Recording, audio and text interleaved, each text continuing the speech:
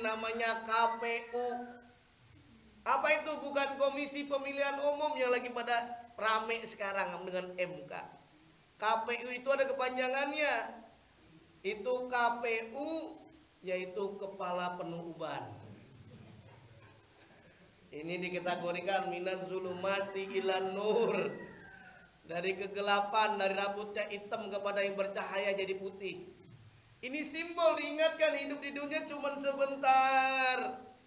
Walal akhiratu khairul laka minal ula. Kehidupan yang kekal adalah kehidupan di akhirat. Hidup di dunia cuma sebentar.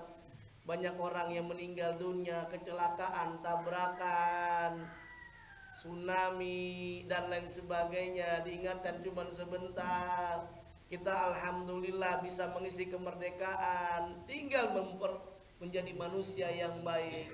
Khairun nas anfa'um linnas. Sebaik-baik manusia adalah manusia yang bermanfaat bagi manusia yang lainnya. Kalau kita punya harta, jangan sayang-sayang dengan harta kita sedekahkan. Yang Allah telah tegaskan dalam kelanjutan surah Al-Munafiqun, wa anfiqu mimma razaqnakum min qabli ayyatiya ahadakumul maut fayaqula rabbi laula akhartani ila ajalin qarib fasaddaqa wa kum minas salihin. Ternyata Allah telah tegaskan, kalau kita sudah ditentukan usia kita akan meninggal dunia, umpamanya hari ini, nggak bisa lagi kita diperpanjang usia kita, Pak. Umpamanya kita dapat informasi dari intel malaikat bahwa kita akan meninggal dunia hari ini, bapak-bapak, ibu-ibu, kira-kira apa yang akan kita lakukan? Apa kira-kira?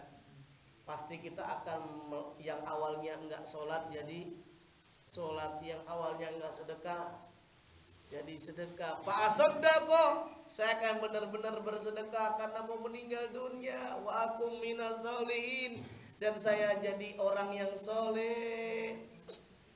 Ya Allah, kalau bisa lamain, panjangin lagi usia saya.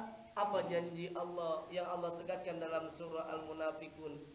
Wala yu'akhirallahu nafsan idza jaa ajaluha. Ternyata tidak bisa, kalau udah tentuin kita meninggal dunia sekarang, tidak bisa dipanjang lagi.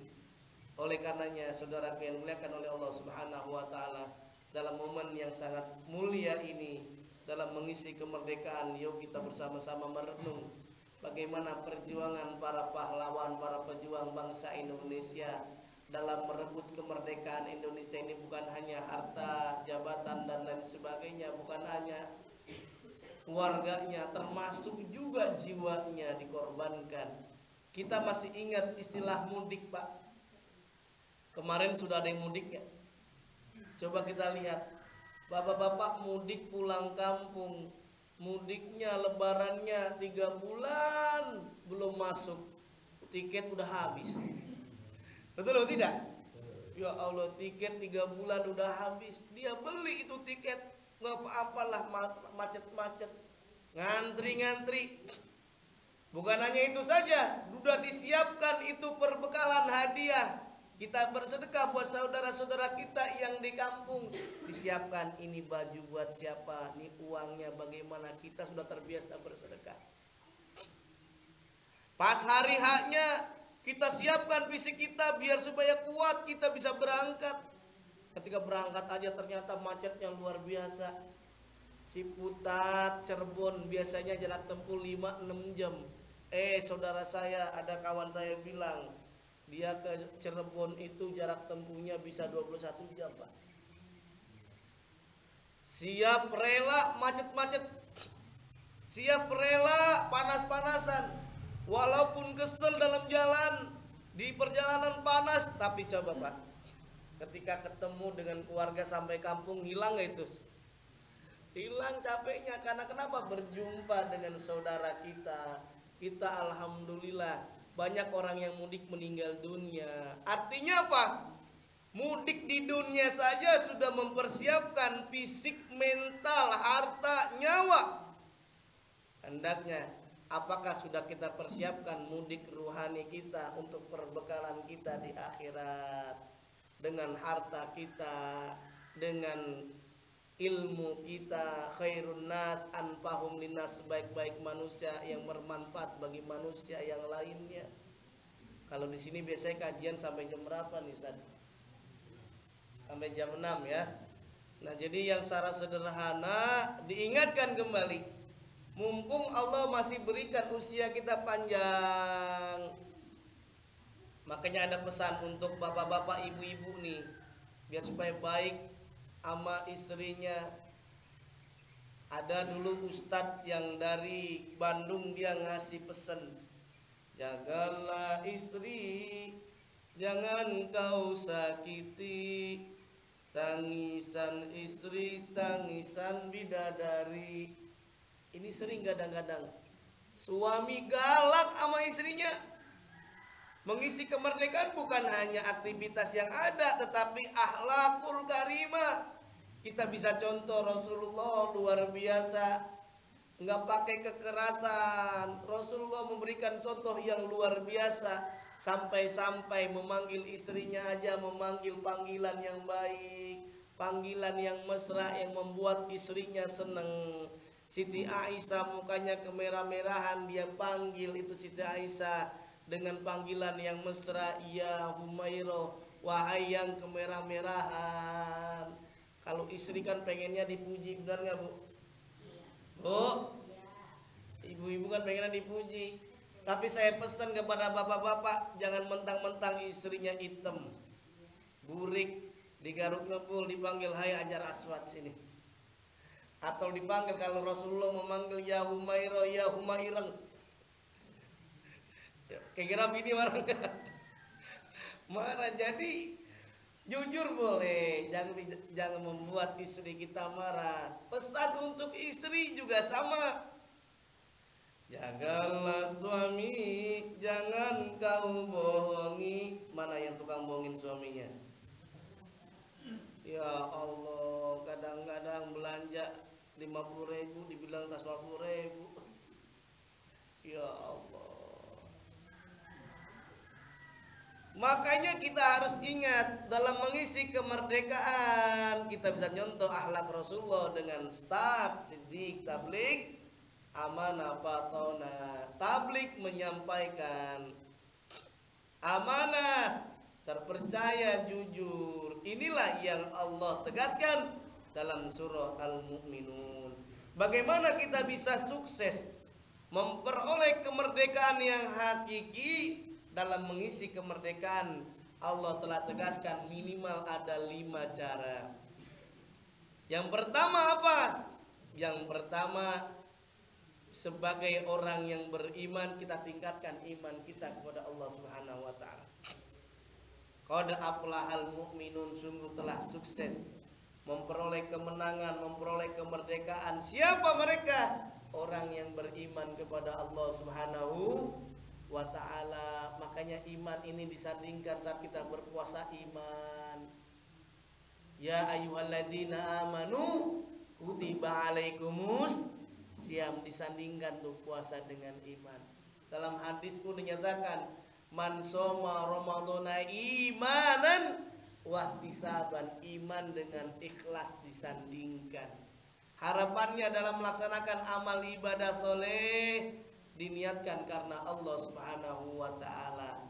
Bapak ibu yang ingin pergi haji nih tahun ini, niatkan hajinya itu bukan karena pengen dipanggil bapak haji, kangen panggil ibu, ibu aja, tapi karena Allah Subhanahu wa ta'ala. Nanti kita siapkan berkurban pun karena Allah Subhanahu wa ta'ala, ikhlas.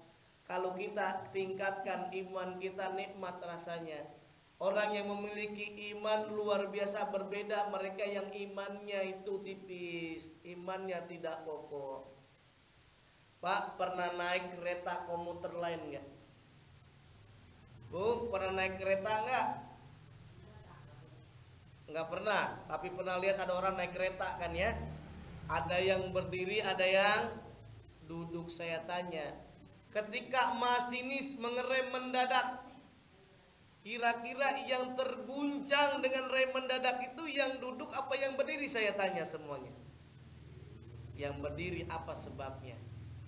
Yang berdiri tidak memiliki pijakan yang kuat, dudukan yang kuat, karena dia berdiri apalagi nggak megang pegangan. Ketika derem goyang-goyang itu boleh jadi jatuh. Ini simbolnya apa?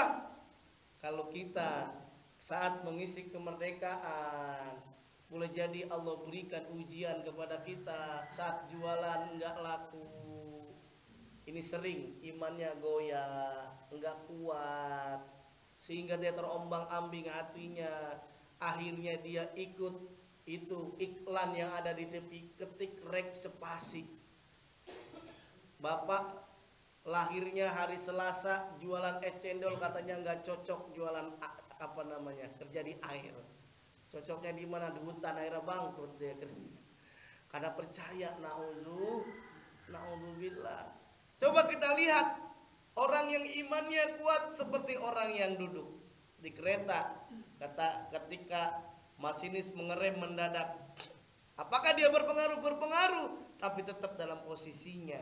Walaupun berpengaruh, terguncang hatinya, dia jualannya enggak laku, bisnisnya enggak selesai, jadi karyawan enggak naik-naik jabatannya, dia tetap tenang. Dia bersyukur kepada Allah Subhanahu wa taala, semuanya sudah diatur rezekinya oleh Allah Subhanahu wa taala. Inilah yang Allah tegaskan dalam surah Ar-Ra'd ayat 28, alladzina amanu wa tatma'innu qulubuhum bi dzikrillah, ala bi dzikrillah tatma'innul qulub. Ternyata kalau kita ingin tenang, ini dengan iman, Pak. Kita lumuri lisan kita dengan zikir kepada Allah Subhanahu wa taala. Wajar saja Allah telah tegaskan dalam surah Al-Fat, jangan lupa kita bertasbih, memuji Allah. Idza jaa nasrullahi wal fath, apabila telah datang pertolongan dari Allah Subhanahu wa taala. Terusannya apa, Pak? Idza jaa nasrullahi wal fath. Terus coba bersama-sama bareng-bareng ya. Bismillahirrahmanirrahim. Idza jaa nasrullahi wal fath wa ra'aitan nasa yadkhuluna fi dinillahi afwaja fasabbih bihamdi rabbika wastaghfir innahu kana tawwaba. Ini Allah telah tegaskan ketika Fathu Mekah, Nabi memperoleh kemenangan yang luar biasa. Bisa kita lihat, ternyata manusia berbondong-bondong masuk Islam. Tapi jangan lupa, kita termasuk juga di Indonesia. Allah berikan nikmat kemerdekaan, jangan lupa fasabbih, dengan bertasbih. Subhanallah walhamdulillah wala ilaha illallah wallahu akbar wala haula wala quwwata illa billahil aliyil azim. Yuk bersama-sama. Subhanallah walhamdulillah wala ilaha illallah wallahu akbar wala haula wala quwwata.